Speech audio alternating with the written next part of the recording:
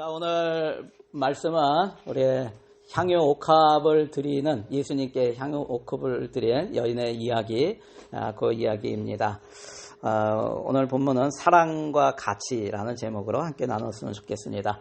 오늘 본문 처음에 보면 6절에 보면 뭐라고 되어 있냐면 예수께서 베다니 나병 환자 시몬의 집에 계실 때에 라고 되어 있어요. 이것을 보면은 지금 예수님이 베다니라는 곳에 계신 것이죠. 그런데 누구의 집에 있어요? 나병 환자의 집에 있어요. 이게 말이 안 되는 거죠. 여러분, 나병 환자는 그 공동체 안에, 성 안에 있을 수가 없습니다. 나병 환자는 따로 격리되어서 다른 한적한 곳에 사람들이 오지 않는 다른 곳에 가서 그곳에 거해야 돼요. 사람들 가운데 거하면 안 된다는 거예요. 격리되어 있어야 돼요. 그렇기 때문에 지금 여기에 보면은 나병 환자 시몬의 집에 예수님만 들어가신 것이 아니라 누구들도 함께 들어간 거예요. 그 뒤에 보면 제자들이 얘기하는 게 나오죠. 제자들도 시몬의 집에 같이 들어갔다는 거예요. 그 얘기는 뭐냐면 이 나병 환자 시몬은 원래 나병 환자였다가 예수님께서 고쳐주셔서 나병으로부터 다 나음을 받은 사람, 그런 사람을 얘기하는 것이죠. 그러니까 치유를 받았기 때문에 예수님을 초청하였다는 것을 우리가 알 수가 있습니다. 그런데 여기에서 한 여자가 들어와서 매우 값진 향유 옥합을 예수님의 머리에 부었다고 합니다. 예수님의 머리에 매우 값진 향유 옥합을 드렸다고요. 부었다고요. 여러분, 만일 여러분에게 이런 일이 일어나면 어떤 기분이 들까요? 여러분이 누구 집에 가서 식사 초대를 받았어요. 그래서 식사하려고 이렇게 앉아 있는데 갑자기 누가 들어와 가지고 머리에다가 기름을 쭉 붓는 거야. 어떤 기분이 들까요? 갑자기 기름이 쭉 흘러내려. 기분이 좋을 것 같아요? 기분이 굉장히 안 좋겠죠. 마치 이거는 테러 당한 느낌 아닐까요? 요즘 테러가 많이 일어나는데 개인적인 테러, 모욕을 당한 그런 느낌이 들 거예요. 그런데 그것은 우리의 생각이고 이스라엘에서 머리에 기름을 붓는다는 것은 어떤 의미가 있을까를 알아야 돼요. 여러분, 이스라엘에서 머리에 기름을 붓는 것은 하나님께서 인정하신다라는 뜻이에요. 굉장히 중요한 뜻이 있죠. 하나님의 인정을 의미하는 것이에요. 그리고 집안에 아주 귀한 손님이 올 때는 기름을 머리에 붓습니다. 또 발에 기름을 붓습니다. 이게 무슨 의미가 있냐면 이때 이 기름에 향기가 있잖아요. 향유잖아요. 향기가 나는 기름이거든요. 그래서 향기가 나면서 땀 냄새나, 여기는 광야잖아요, 이스라엘이. 그렇기 때문에 덥고 해서 땀을 많이 흘리는데 땀 냄새 이런 것이 없앨 수가 있어요. 또 기름을 이렇게 부으면은 시원하게 만드는, 사람의 발과 이 몸을 시원하게 만드는 역할을 한다고 해요. 그래서 귀한 손님이 올 때 붓는 거예요. 오해하지 마세요. 테러 당하신 거 아닙니다. 다시 말하면 이 여인은 예수님을 정말 사랑하고 귀하게 여기기 때문에 이런 일을 한 거예요. 예수님이 참 귀하신 분이다. 그런 마음으로 그 사랑을 표현한 것이에요. 그런데 그곳에 있던 제자들이 그녀를 책망하고 있습니다. 그 비싼 향유를 팔아서 가난한 자들에게 줄 수 있는데 네가 그것을 낭비했다라고 얘기해요. 낭비했다. 이 똑같은 구절을 마가복음에 보면은 마가복음 14장 5절에 보면 이 향유를 300데나리온 이상에 팔아. 그러니까 최소한 300데나리온은 받을 수 있는 거야. 그 이상으로 받을 수 있는 거야. 그렇게 받아서 가난한 자들에게 줄 수 있었도다라고 얘기해요. 그런데 이 가격이 향유의 이 여인이 부은 향유의 가격이 얼마라고요? 최소 300데나리온. 여러분, 300데나리온이 얼마 정도 될까요? 데나리온이라고 하는 것은 사람이 하루 일해서 버는 일당이에요. 하루 벌어서. 예를 들어서 여기에서 하루에 보통 8시간 일한다. 근데 여기 최소 임금이 얼마죠? 23점 얼마죠? 그죠? 근데 한 25불 받는다 그래 봐요. 그러면 하루에 8시간 일하면 몇 불 벌죠? 200불 벌죠. 200불, 하루에 200불 버는데 이것이 가격이 얼마라고요? 300데나리온이라고. 그러면 200불 곱하기 300 하면 몇 불이에요? 6만 불. 뉴질랜드 달러로 약 6만 불, 최소 6만 불 이상을 받을 수 있는 가치라는 거야. 어저께 환율로 내가 계산을 해봤어요. 뉴질랜드 달러가 1달러에 한국 돈으로 820원 정도 하더라고요. 그러니까 계산을 하니까 한국 돈으로는 얼마 정도 될까 했더니 4,900만 원. 4,900만 원 되는 여기는 좀 젊은 세대들은 뉴질랜드 달러가 더 가까이 오는구나. 나는 여전히 여기에 거의 30년 가까이 살았는데도 여전히 한국 돈이 더 가까워. 굉장한 돈이라는 거예요. 그런데 이 여인은 그 비싼 향유를 가지고 와서 예수님께 아낌없이 부었고 제자들은 뭐라고 하는 거예요? 그것을 아깝다고 생각하는 거예요. 낭비라고 하는 거예요. 여기서 중요한 것을 깨닫게 됩니다. 여러분, 사랑의 크기에 따라 가치가 정해져요. 여러분, 만일 내 아이가 공부하는데 노트북이 필요하다. 꼭 필요한 거예요, 노트북이. 그래서 아빠 노트북 필요해요. 사주세요. 하면 어떻게 해요? 꼭 필요하면 사주죠. 노트북 사주죠. 그런데 우리 옆집에 있는 친하지도 않는데 옆집에 있는 아이가 와가지고 아저씨 노트북 좀 사주세요. 이러면 어떻게 할까요? 사줘요, 여러분?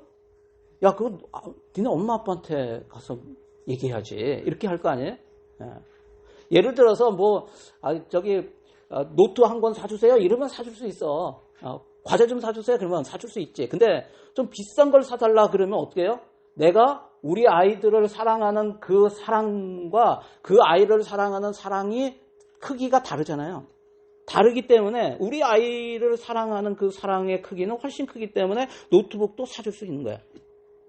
여러분, 사랑의 크기가 가치를 정한다는 거예요. 여러분, 우리 청년들이 있는데 남녀가 만나서 사귀면서 사랑을 하게 됩니다. 근데 사귀는 사람이 정말 나를 사랑하는 것을 어떻게 알 수가 있을까요? 저 사람이 나를 정말 사랑하는구나, 나를 아끼는구나, 나를 귀하게 생각하는구나, 이걸 어떻게 하는가? 나를 위해서 돈을 쓰는 것을 보면 알아요. 왜, 너무 속물이에요? 여러분, 그렇죠. 내가 뭘 사고 싶다, 내가 뭘 먹고 싶다 그러는데 아낌없이 주고 싶은 거예요, 사랑하면. 저 사람이 먹고 싶은 거 사주고 싶어. 저 사람이 갖고 싶은 거 해주고 싶어. 왜요? 정말 사랑하니까. 근데 그거를 아까워해. 여러분, 아까워하는 정도가 사랑이에요. 사랑의 크기라고. 시간도 마찬가지예요. 저 사람이 뭘 나와 함께 하고 싶어. 그러면은 내 시간을 들여서 함께 해주는 거예요. 시간이 아깝지가 않은 거예요. 여러분, 정말 사랑하면은요, 낮에부터 밤에까지 막 자기 일도 바쁜데 밤에까지 만났는데 또 보고 싶어. 또 만나고 싶어. 또 함께 시간을 하고 싶어. 집에 가서도 전화해. 왜 그래요? 내 시간, 내 돈 아깝지가 않은 거예요. 사랑의 크기에 따라 다른 거예요. 그런데 어떤 사람이 자기의 시간이 아깝다. 나 바빠. 야, 그렇게 비싼 거 먹냐? 싼 거 먹어. 이러면 갑자기 내 모습이 생각이 나네. 요즘 좀 싼 거 먹읍시다. 이러는데 사랑이 많이 식었나 봐. 여러분, 그 사람이 내 시간보다 더 귀한 거야. 그러면 내 돈보다 더 귀하면 아낌없이 쓸 수 있는 거예요. 성경에 이런 이야기가 많이 나오죠. 아낌없이 쓰는 이야기들이 많이 나와요. 오늘 본문에도 그런 얘기가 나온 거예요. 또 여러분, 야곱 얘기 아세요? 야곱이 삼촌 라반의 집에 가잖아요. 가가지고 누굴 만나요? 라헬을 만나요. 그런데 라헬을 딱 만났는데 그때 야곱의 눈이 애꾸였어요. 그죠? 잘 모르나? 한눈에 반했다고. 죄송해요. 라헬을 보면서 한눈에 반했어. 너무나 마음에 드는 거야. 그래서 그 외삼촌한테 뭐라고 했냐면, 삼촌, 저 라헬을 나의 아내로 주십시오. 그래. 그랬더니 외삼촌이 뭐라 그래요? 그러면은 7년을 나를 위해서 일해라. 그러면 7년 후에 라헬을 네 아내로 주겠다. 그렇게 했어요. 그래서 야곱이 어떻게 했어요? 7년은 너무 길어요. 7년 동안 내가 얼마나 힘들게 그렇게 일해야 되는데 싫어요? 이랬을까요? 아니요. 성경에 보면 7년을 하루같이 7년이 길게 여겨지지 않은 거예요. 왜? 내가 저 여자를 사랑하고 아내로 맞이한다는 그 생각 때문에 7년을 아낌없이 드린 거예요. 그런데 7년이 지난 다음에 이제 결혼식을 하고 들어갔는데 삼촌이 아침에 일어나 보니까 옆에 있는 여자가 라헬이 아니에요. 그 언니 레아였어요. 그러면서 삼촌한테 따지죠. 왜 라헬이 아니고 레아입니까? 그랬더니 삼촌이 뭐라고 하냐면 우리 지방에서는 언니보다 동생이 먼저 시집가는 것이 합당하지 않다. 그러니까 네가 정말 라헬을 원한다면 나를 위해서 7년을 더 일해라 그래요. 그래서 어떻게 해요? 아 싫어요. 사귀죠. 안 돼요. 이랬을까요? 아니요. 예, 7년 일할게요. 아내를 주세요. 그래서 7년 일한다는 약조를 받고 아내로 삼아요. 그리고 야곱은 7년을 또 일해요. 누구를 위해서? 라헬을 위해서. 라헬을 사랑하니까. 여러분, 라헬의 가치가 자기가 14년 일하는 시간보다 더 크기 때문에, 그렇기 때문에 아낌없이 드린 거예요. 여기에 사랑의 아주 중요한 특성이 있는 거예요. 오늘 본문을 통해서 먼저 나누고 싶은 것이 이거예요. 사랑과 가치예요. 여러분, 사랑은 사랑받는 사람을 존귀하게 만드는 능력이 있어요. 뭐라고요? 사랑을 하면은 그 사랑을 받는 사람이 존귀하게 된다고요. 가치가 높아진다고요. 사랑을 받으면 받는 사람의 가치가 높아진다고요. 설교 준비하면서 제가 어릴 때 부르던 노래가 생각이 났습니다. 여러분 이런 노래 아세요? 사랑을 하면은 예뻐져요. 아세요? 사랑을 하면은 예뻐져요. 모르는구나. 아무리 못생긴 아가씨도 사랑을 하면은 예뻐져요. 이런 노래가 있어요. 제가 어렸을 때 불렀으니 뭐 오직하겠어요. 예. 여러분 사랑을 하면은 사람이 예뻐질까요? 사랑을 하면은 아무리 못생긴 아가씨도 예뻐진대. 예뻐질까요? 소리가 아니래. 여러분 사랑을 하면은 예뻐집니다. 왜 그런지 아세요? 사랑을 하면은요, 사랑을 받으면은요, 자신감이 생겨요. 사랑을 받으면 외모에 대한 컴플렉스가 없어져요. 여러분 아닌 것 같으세요? 못생긴 사람들은요, 외모에 신경을 많이 씁니다. 여기에는 외모에 신경을 쓸 만한 사람이 없어요. 다 잘생겼어요. 근데 요즘은 놀라운 것이 잘생기고 예쁘게 생긴 사람도 외모에 신경을 많이 쓰더라고. 그런데 정말 사랑을 받으면은요, 외모 때문에 조바심을 내지 않아요. 저는 외모에 컴플렉스가 있던 사람이에요. 제가 예전에 그랬어요. 머리를 조금만 잘못 깎아도요, 제가 밖에 안 나갔어요. 옷에도 굉장히 신경을 썼어요. 우리 집에 그런 딸들이 있어요, 보니까. 근데 제 아내는 몰랐을 거예요. 제가 워낙 털털하게 지금 다녀서. 그런데 저 예전에 그랬어요. 굉장히 따지고 외모를 머리 하나만 이렇게 잘못돼도 안 나가. 그랬던 사람이에요. 그런데 사랑을 받으니까요. 이제는 저 사람이 정말 나를 사랑하는구나 라는 것을 알게 되니까요. 그렇게 외모 때문에 조바심을 내지 않게 되더라고요. 웬만하면 괜찮아요. 물론 그 사람한테 잘 보이려고 하고 뭐 이렇게 하는데 아주 예전처럼 까탈스럽게 그렇지 않아요. 그렇지 않아도 돼. 어디 가도요. 그냥 털털하게 가게 돼요. 그래도 누가 뭐라고 해도 괜찮아. 나는 사랑받는데. 괜찮더라고요. 여러분 사랑을 받으면은요. 그 마음에 안정감이 생겨요. 그리고 평안함이 생겨요. 그 마음이 얼굴로 나타나요. 그러면서 얼굴을 보면 평안해요. 막 염려하고 걱정하고 두려워하고 또 저 사람이 나를 어떻게 생각할까 막 이것 때문에 막 조바심 내지 않게 돼요. 오늘 본문에 나오는 이 여인에게 있어서 예수님의 가치는 어느 정도인가? 300데나리온의 향유가 아깝지 않을 정도로 그녀의 예수님께 대한 사랑은 컸다는 거예요. 실제는 자신의 생명을 들여도 아깝지 않은 것이죠. 제자들은 300데나리온의 향유가 아깝게 생각될 정도로 아직 예수님을 그렇게 사랑하지 못하고 있음을 알게 되는 거예요. 여러분 진짜 사랑은 자기보다 사랑하는 사람의 가치를 더 낮게 여기는 거예요. 낮게 여긴다는 게 낮게가 아니고 더 좋게, 높게 여기는 거예요. 빌립보서 2장 3절에 사랑을 할 때 어떻게 하라고 하는가? 겸손한 마음으로 자기보다 남을 낮게 여기라는 거예요. 더 좋게 여기라는 거예요. 여러분, 이게 사랑이에요. 저는 딸이 셋이 있습니다. 이제 조금 더 있으면 결혼하는 자녀들도 생길 거예요. 제가 가끔 그런 얘기해요.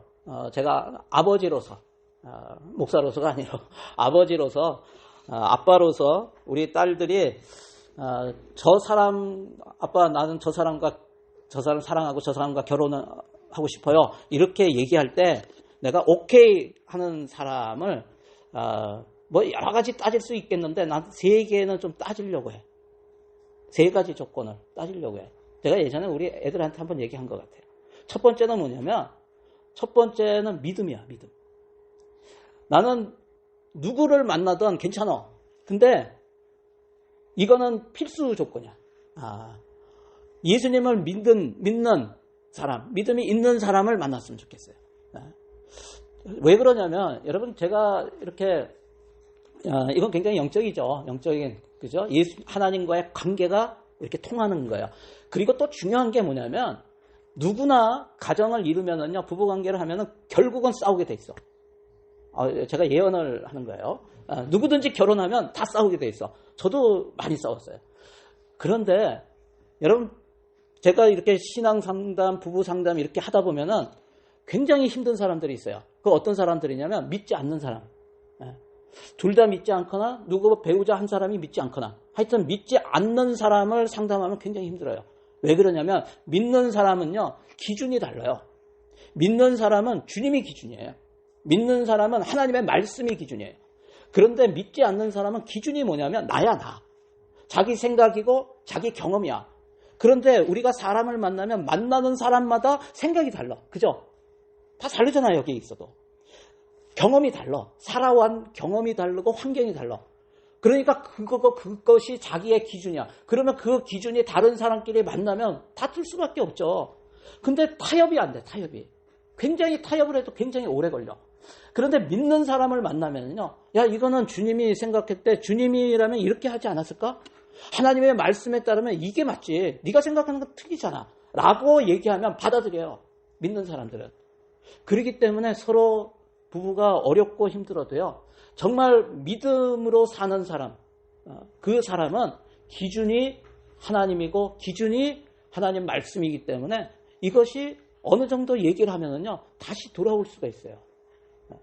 근데 그렇지 않으면 결국 가정도 깨지고 굉장히 힘든 그런 관계가 돼요. 그리고 성경 말씀에 또 믿는 사람은 믿지 않는 사람과 멍해를 같이 지지 말라라고 되어 있기 때문에 믿는 사람과 해야 되는 거예요. 하나님 말씀에 그렇게 되어 있기 때문에. 그리고 하나님 말씀 따라 그런데 많은 사람들이 뭐라고 하냐면 아유 목사님 그냥 제가 나중에 전도하면 되죠. 굉장히 잘못된 생각이에요. 내가 전도하면 되죠 하는 것은 저 사람을 구원하는 그 주체가 나라고 생각하는 거야. 내가 전도해서 내가 구원한다고 생각해. 여러분 그 사람의 구원은 내게 달린 게 아니에요. 하나님께 달린 거예요. 내가 전도해서 되는 게 아니야. 그래서 첫 번째는 나는 믿음이 있는 사람을 반드시 믿고 예수님 믿는다고 고백하고 세례나 침례를 받은 사람, 그런 사람, 자신의 주인이 예수님이라고 고백하는 사람, 나는 그 사람이 반드시 배우자가 됐으면 좋겠다라는 마음이 있어요. 두 번째는 뭐냐면 재정 능력이 있었으면, 경제 능력이 있었으면 좋겠어요. 굉장히 속물적인 거죠. 그 배우자가 경제적인 활동을 하면서 가정을 이렇게 먹여 살릴 수 있는 자신의 특별한 분야가 있어서 저는 노동은요 하나님이 주신 놀라운 축복이라고 믿어요. 창세기 때부터 노동을 했거든요. 그렇기 때문에 노동을 할 수 있는 능력이 있는 사람. 그러니까 어떤 분야에서 자기가 열심히 일해서 그래서 만일 배우자가 일을 못하게 되는 상황이 될 수가 있어요. 이거는 남자 여자를 가리지 않는 거예요. 만일 남자가 일을 못하게 될 상황이 있으면 여자가 그런 경제 능력이 있어서 그 가정을 먹여 살려야죠. 저는 그랬으면 좋겠어요. 그런데 어떤 사람 중에 경제 능력이 전혀 없는 사람이 있어요. 뭐냐면 아주 게을러. 아무것도 하기 싫어해. 그냥 그 배우자가 벌어오는 것만 가지고 살려고 하는 사람이 있어요. 그런 사람들은 힘들죠. 배우자가 어떤 일을 당할 수가 있어요. 그죠? 이 땅에 살면서. 그러니까 그런 생각을 가지고 또 그런 능력이 있는 사람을 저는 원해요. 아내가 어떻게 굉장히 힘들거나 또는 몸이 안 좋아질 수도 있는 거고, 그랬을 때 경제 능력이 안 되면 남편이 그렇게 할 수 있고, 근데 그렇지 않은 사람도 요즘 굉장히 많아지는 것 같아요. 중독돼서 도박하고, 또 게임 중독돼서 일은 안 하고 게임으로만 그렇게 시간을 허비하는 그런 사람도 있는 거잖아요. 그런 사람들은 제가 좀 경제적인 그런 능력이 좀 있었으면 좋겠다. 그런 마음, 성실함 이런 게 좀 있었으면 좋겠다. 세 번째가 뭐냐면 상대방을 존경하는 마음이 있었으면 좋겠다. 제가 결혼하면서 그런 마음이 들었어요. 상대방이 우리 딸들을 존경하는 마음이 있었으면 좋겠다. 또 우리 딸들도 상대방을 존경하는 마음이 있었으면 좋겠다. 무슨 얘기냐면 그냥 사랑해요 라는 게 굉장히 추상적이라서 그래. 사랑하는데 어느 정도로 사랑하냐, 저 사람을 존경할 정도로 존귀하게 여기는 그러한 마음이 있었으면 좋겠다. 생활에 그 사람의 모든 것이 다 존경할 정도가 아니라도 괜찮아. 어느 한 부분은 정말 존경하고 싶은 그런 마음이 들고 그 사람을 대할 때 그것 때문에 내가 겸손해져. 이러한 마음이 있으면 좋겠다 하는 생각이 들어요. 저도 제 아내랑 결혼할 때요. 저는 초신자였어요. 굉장히. 제 아내는 어렸을 때부터 교회 다니고 어렸을 때부터 예수 믿고 소개받는 날도 지하실에 가가지고 계속 기도하고 있던 그런 적이에요. 그리고 청년 때도 계속 선교단체에서 CCC라는 데서 계속 사역도 하고 그러면서 굉장히 신실하게, 지금도 제가 존경하는 게 뭐냐면 자기의 시간은 헛되이 안 써요. 늘 기도하고 말씀 이렇게 그렇게 하는 그런 경건 훈련이 되어 있어서 저는 항상 제가 그거를 못했기 때문에 존경해요. 그런 존경하는 마음이 있었으면 좋겠다. 여러분, 이게 굉장히 저는 중요한 것 같아요. 존경한다는 것은요, 함부로 할 수 없는 부분을 그 사람이 갖고 있는 거예요. 여러분, 사랑한다는 것은 그 사람의 가치를 인정하고 높여주며 존귀하고 존경하게 대하는 거예요. 그게 사랑하는 거잖아요. 그냥 사랑합니다. 감정으로 이거 말고. 여러분은 어떠세요? 여러분에게 있어서 예수님의 가치는 어느 정도입니까? 혹시 제자들처럼 예수님께 드리는 것이 아깝거나 낭비처럼 느껴지고 있지는 않으세요? 아니면 값비싼 향유 옥합을 깨어 예수님 머리에 부었던 이 여인처럼 예수님께라면 자기 생명도 전혀 아깝지가 않고 오히려 드리는 것이 기쁘고 감사하고 더 드리지 못해서 죄송한 그런 마음이 있으세요? 저는 저와 여러분이 그런 마음이 됐으면 좋겠어요. 예수님께 드리는 것이 기쁨이고 감사이고 더 드리지 못해서 죄송하고 이러한 마음들이 있었으면 좋겠어요. 한번 적용해 보세요. 나에게 예수님의 가치는 얼마 정도인가? 주님께 드리는 것이 아깝게 생각되거나 아니면 아깝게 생각되는가 아니면 기쁘고 감사한가? 두 번째는 가장 큰 사랑이에요. 가장 큰 사랑. 그러면 예수님의 사랑은 어떠한가? 지금 이 여인이 예수님을 향한 그 사랑은 300데나리온의 그 향유도 아깝지 않을 정도의 그런 사랑이었어요. 그러면 예수님의 사랑은 어떠한가? 우리 12절 말씀 같이 한번 읽어볼까요? 시작. 이 여자가 내 몸에 이 향유를 부은 것은 내 장례를 위하여 함이니라. 예수님께서는 이 여인이 향유를 부은 것이 자신의 장례를 치르려고 한 것이라고 해석을 하세요. 무슨 말이에요? 예수님은 이미 자신의 죽음을 생각하고 있었다는 것이죠. 예수님은 그 전에 보면 이미 자신이 죽으실 것을 제자들에게 말씀하셨어요. 마태복음 16장 21절에 보면 이때로부터 예수 그리스도께서 자기가 예루살렘에 올라가 장로들과 대제사장들과 서기관들에게 많은 고난을 받고 죽임을 당하고 제3일에 살아나야 할 것을 제자들에게 비로소 나타내시니. 예수님의 이 죽음이 어떤 죽음이에요? 예수님은 자신이 죽을 거라고 얘기하세요. 그런데 이 죽음이 어떤 죽음인가? 왜 예수님께서 죽으시려고 하는가? 마태복음 20장 28절에 나와요. 같이 읽겠습니다. 시작. 인자가 온 것은 섬김을 받으려 함이 아니라 도리어 섬기려 하고 자기 목숨을 많은 사람의 대속물로 주려 함이니라. 아멘. 여기서 많은 사람이 누구일까요? 많은 사람은 온 인류겠죠. 모든 사람이겠죠. 예수님은 온 인류를 위하여, 그런데 거기에 저와 여러분이 포함되어 있는 거예요. 저와 여러분을 위하여 죽으신 것입니다. 여러분, 이것이 말이 돼요? 왜 예수님께서 나를 위해서 자신이 죽어야 돼요? 왜 죽으셔요? 나를 자신의 생명보다 사랑하시기 때문이죠. 우리 요한복음 3장 16절 같이 읽겠습니다. 시작. 하나님이 세상을 이처럼 사랑하사 독생자를 주셨으니 이는 그를 믿는 자마다 멸망하지 않고 영생을 얻게 하려 하심이라. 아멘.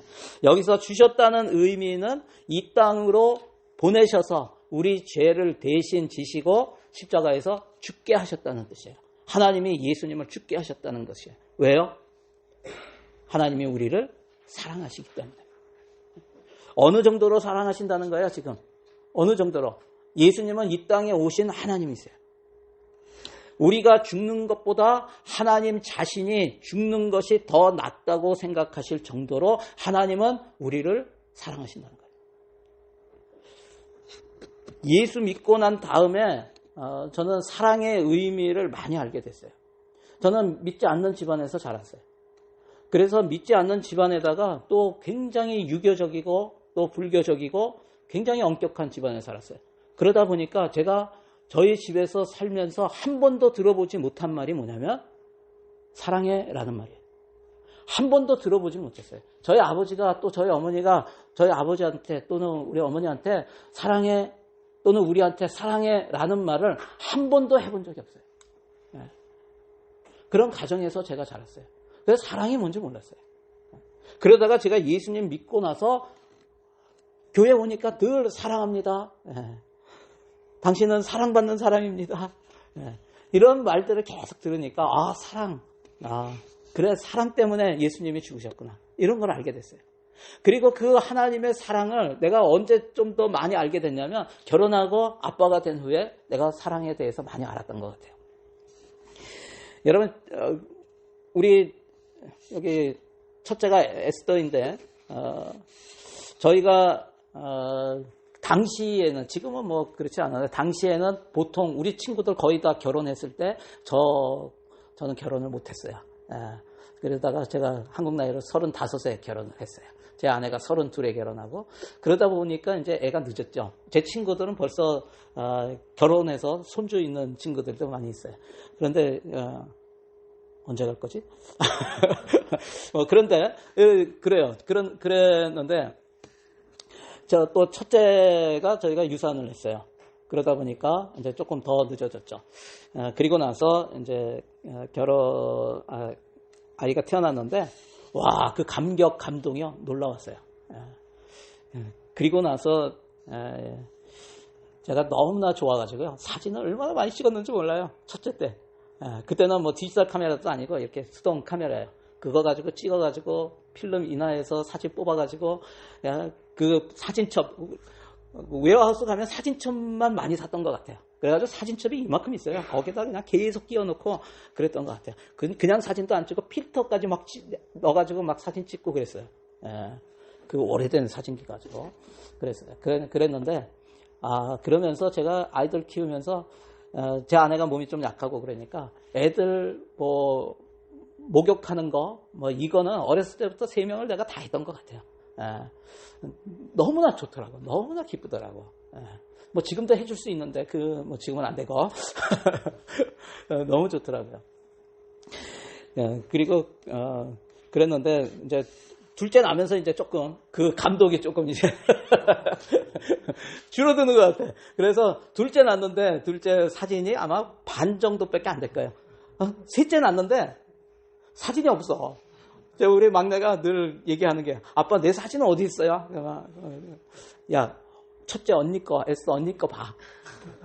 어렸을 때요. 내가 언니 사진 이렇게 보여주면서 너 어렸을 때 이거야 그러면은 이래요. 비슷하게 생겼거든. 첫째 셋째가 그랬는데 요즘은 왜 없어요? 막 이런 얘기도 하는데 사랑이 식은 건 아니에요. 이 정성이 좀 식었나? 사랑이 식었나? 어쨌든 그러면서 한 번은 진짜 아파서 한 달 돌 지나고 에스더가 병균에 바이러스에 감염돼가지고 의사한테 갔더니 군기래 먹이지 말래. 그래가지고 3일을 굶겼어요. 3일을 아무것도 안 줬어요. 근데 막 애가 말라가는데 목이 요만해. 아주 머리도 원래 조그만데 그냥 더 조그만해가지고 진짜 그때는요 내가 아프고 싶더라고. 내가 대신 아팠으면 좋겠다 하는 마음이 들더라고요.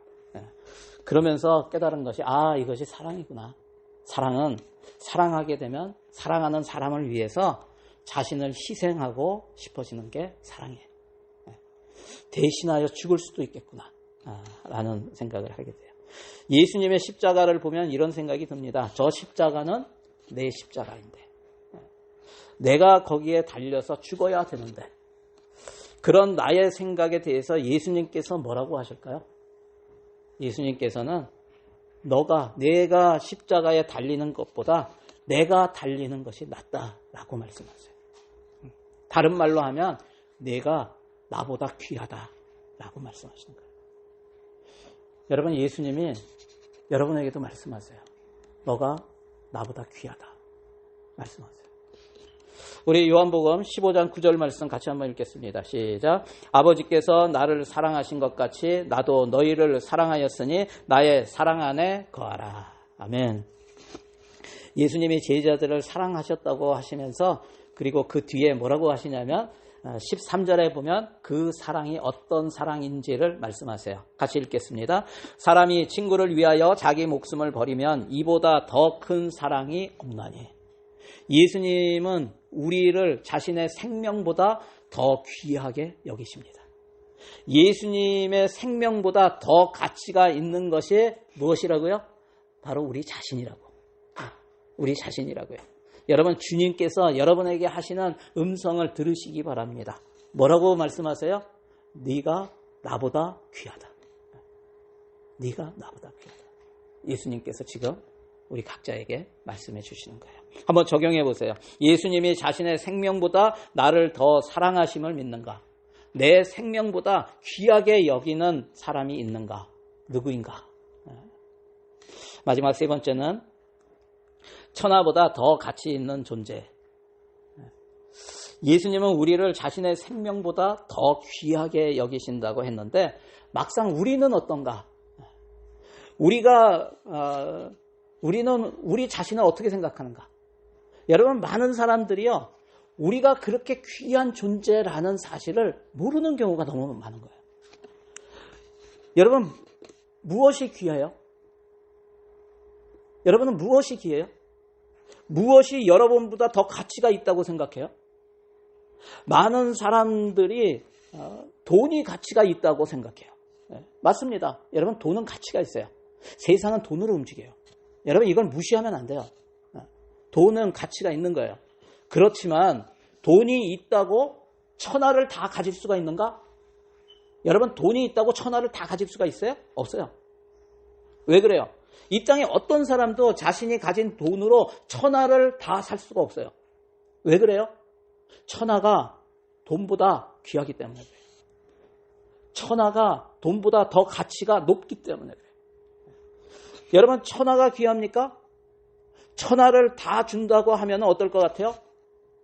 여러분 행복할 것 같아요? 천하를 다 준다고 하면 여러분이 행복할 것 같아요? 여러분이 만족할 것 같아요? 하나님께서 이 천하를 다 나한테 준다. 만족할 것 같아요? 지금은 그럴 것 같다는 생각이 들기도 하죠. 여러분 막상 천하를 다 가져봐요. 여러분이 만족이 될까? 안 돼요. 왜 그런지 아세요? 여러분 천하를 다 가진다고 행복해질까? 안 돼요. 많은 사람이 천하를 얻으면 만족할 수 있을 것 같다고 합니다. 어떤 사람은 100억만 있으면 100억만 있으면 행복할 것 같다고, 만족할 것 같다고 얘기해요. 여러분 그런 게 아니에요. 천하에 락펠러가 옛날에 세계에서 제일 잘 사는 사람이었죠. 그 사람이 뭐라 그랬는지 알아요? 당신은 얼마를 더 벌면은 만족할 것 같습니까? 그랬더니 기자회견 때 뭐라고 했는지 알아요? 조금만 더 벌면. 그렇게 가진 것을 다 가진 것처럼 그렇게 많은 재산이 있는데 그 사람이 뭐라고 하냐면 아직 만족이 없대요. 조금만 더 벌면 만족한대요. 여러분 조금만 더 벌면 만족할까요? 만족 못해요. 돈이 많다고 행복할까요? 행복한 것이 아니에요. 여러분 왜 천하를 다 가져도 만족할 수가 없고 행복할 수가 없는가? 여러분 하나님께서 우리를 사랑하시기 때문에 그래요. 우리를 사랑하시기 때문에 하나님께서 우리를 사랑하시되 자신의 생명을 아낌없이 주실 정도로 자신보다 우리를 더 사랑하신다는 거예요. 사랑을 받는 사람은 존귀하게 된다고 했어요. 가치가 높아집니다. 여러분 나의 가치는 얼마나 높은지 아세요? 나의 가치가 얼마나 높을까? 나의 가치는 온 천하보다 높아요. 온 세상보다 높다고. 내 가치가. 마태복음 16장 26절 같이 한번 읽겠습니다. 시작. 사람이 만일 온 천하를 얻고도 제 목숨을 잃으면 무엇이 유익하리요? 사람이 무엇을 주고 제 목숨과 바꾸겠느냐? 여러분 예수님은 온 세상보다 더 가치가 있는 것, 더 귀한 것이 무엇이라고 지금 말씀하세요? 그것은 우리의 생명이라고 말씀하세요. 우리의 생명, 다시 하면 우리의 존재가 이 온 세상보다, 온 천하보다 더 가치가 있다고 말씀하시는 거예요. 그래서 한 영혼이 천하보다 귀하다고 말씀하시는 거예요. 나는 온 세상보다 더 가치가 있는 존재라고요. 그런데 사람들이 그것을 모릅니다. 그러니까 명품을 사서 그것으로 자신을 나타내려고 해요. 명품이 나보다 가치가 있는 거 아닌데 명품으로 자신을 나타내려고 해요.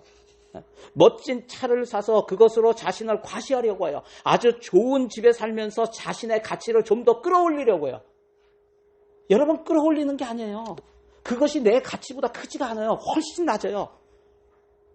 그런 걸로 내 가치를 올릴 수가 없는 거예요. 이미 나의 가치는 그것보다 훨씬 높다고요. 여러분 아무리 좋은 차, 아무리 좋은지, 아무리 비싼 명품을 가진다고 해도 우리는 그것으로 가치가 높아지지 않습니다. 우리의 가치가 그것보다 크기 때문에 그래요. 그런 것들로 우리는 채워질 수가 없는 것이에요. 그것으로 만족할 수가 없는 존재예요. 왜 그런가 하냐면 그것보다 더 큰 가치인 하나님의 사랑을 받고 있기 때문에. 예수님의 생명보다도 더 가치 있다고 하나님께서 우리를 인정하시고 우리를 사랑하시기 때문에 우리는 세상의 어떤 것들로도 채워질 수가 없는 존재라는 거예요. 여러분 이것을 꼭 기억하세요. 저와 여러분의 가치는요, 그 모든 것보다 훨씬 높다고. 그런데 그걸로 채우려고 하지 마세요. 우리를 채울 수 있는 존재는 단 하나밖에 없어요. 바로 사랑이시고 생명이시고 복의 근원 되시는 하나님밖에 없다고요. 하나님만이 우리를 채우시고 우리를 만족해 하시고 우리를 행복하게 해주실 분은 단 한 분, 하나님입니다. 이 땅의 것으로는 우리를 채울 수가 없어요. 우리의 가치가 더 높기 때문에 그래요. 왜 우리가 더 이상 세상의 것을 붙들지 않고 세상의 것에 목매지 않고 오직 주님을 위해서 하나님 나라를 위해서 올인할 수가 있는가? 그것은 하나님의 사랑을 받고 있는 귀한 아주 존귀한 존재가 바로 저와 여러분이기 때문에 그런 거예요. 다른 것들로 자신을 숨기지 마세요. 하나님 말씀을 통해서 자신의 가치를 똑바로 보시기를 바랍니다. 진정한 가치를 아는 사람은 더 이상 세상의 것을 움켜쥐지 않게 돼요. 돈을 쫓아가지 않습니다. 오히려 돈을 잘 사용하게 되는 거예요. 주님의 나라를 위해서 그 물질을 드리게 되고 자신의 시간을 드리고 재능을 드리고 주님을 위해 아낌없이 드리게 되는 거예요. 누가 그렇게 드릴 수가 있을까요? 나의 가치를 아는 사람. 내가 누구의 사랑을 받고 있는지를 아는 사람. 그런 사람은요, 이 땅의 것에 연연해하지 않는 거예요. 한번 적용해 보세요. 이것을 가지면 나의 가치가 더 높아질 것이라고 생각하는 것이 있는가? 남에게 보여주며 자랑하고 싶은 것은 무엇인가? 자신이 가지고 있던 아주 값비싼 향유도 주님을 사랑하기 때문에 조금도 아낌없이 드렸던 오늘 본문의 여인처럼 우리 모든 성도들의 삶 가운데 나를 자신의 생명보다 귀하게 여기시고 사랑하시는 주님께 아낌없이 드리고 하나님의 영광을 드러내는 귀하고 멋진 그러한 인생을 사시는 우리 성도들이 다 되시기를 주의 이름으로 간절히 축원합니다. 기도하겠습니다. 오늘 말씀 가지고 함께 기도하기 원합니다. 기도하실 때 한번 우리 자신을 한번 돌아봤으면 좋겠어요. 내가 지금 가장 귀하게 생각하고 내가 놓지 못하고 있는 것이 있는가? 만약 그런 것이 있다면 한번 십자가를 바라보세요. 십자가에서 예수님이 죽으신 이유가 뭔가? 네가 나보다 귀하다 라고 하는 거예요. 하나님이 우리를 그렇게 보시는 거예요. 내가 너 때문에 내가 내 생명까지도 아낌없이 주겠다. 여러분, 그 나의 가치를 다시 한번 보세요. 하나님 자신을 죽이시기까지 나를 그렇게 사랑하셨어요. 내가 이 땅에 어떤 것으로 채워질 수 없다는 이 사실을 보시고요. 내가 이제는 주님을 위해서 나의 가치를 인정하며 주님이 나를 얼마나 사랑하시는지를 알고 그 주님께 나의 시간을 드립니다. 물질을 드립니다. 재능을 드립니다. 주님, 아깝지 않습니다. 주님께 마음껏 드릴 수 있는 그러한 믿음을 허락하여 주시옵소서. 우리 이렇게 기도하며 나아갔으면 좋겠습니다. 오늘 말씀을 가지고 우리 주여 한번 부르시고 함께 기도합니다. 주여!